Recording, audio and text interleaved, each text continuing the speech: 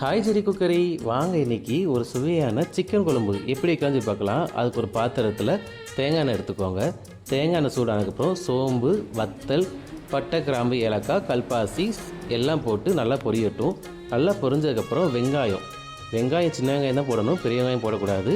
சின்ன வெங்காயம் போட்டு நல்லா கலர் மாறி வரணும். அதுக்கப்புறம் ஒரு 2 ஸ்பூன் இஞ்சி பூண்டு பேஸ்ட் அதுவும் நல்லா மிக்ஸ் பண்ணி விடுங்க. இதுக்கு தக்காளி ஒரு 3 தக்காளி எடுத்து அரைச்சி வச்சுருக்கேன், அதையும் ஊற்றிடலாம். டொமேட்டோ பியூரி ஆட் பண்ணுற மாதிரி ஒரு 1/2 ஸ்பூன் மஞ்சத்தூள் போட்டுவாங்க, கொஞ்சம் கலர் நல்லாயிருக்கும்.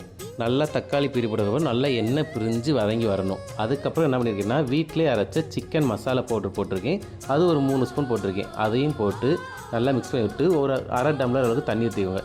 தண்ணி ஊற்றிங்கன்னா மசாலா வெந்து எண்ணெய் பிரிஞ்சு வரும். அதுக்கப்புறம் சிக்கன் ஆட் பண்ணிக்கலாம். சிக்கன் ஆட் பண்ணதுக்கப்புறம் கிண்டி விட்டுட்டு ஒரு 1/2 டம்ளர் அளவுக்கு தண்ணி ஊற்றிக்கோங்க.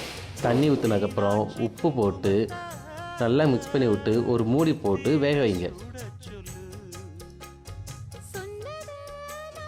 இப்போ அரைக்கிறதுக்கு தேங்காய், முந்திரி, கசகசா, மிளகு எல்லாத்தையும் நல்லா ஃபைன் பேஸ்ட் அரைச்சி வந்து கிரேவியில் ஊற்றி மேலே கருவேப்பிலை போட்டு ஒரு 10 நிமிஷம் ஸ்டோவ் மூடி வச்சிங்கன்னா சுவையான கறி குழம்பு ரெடி.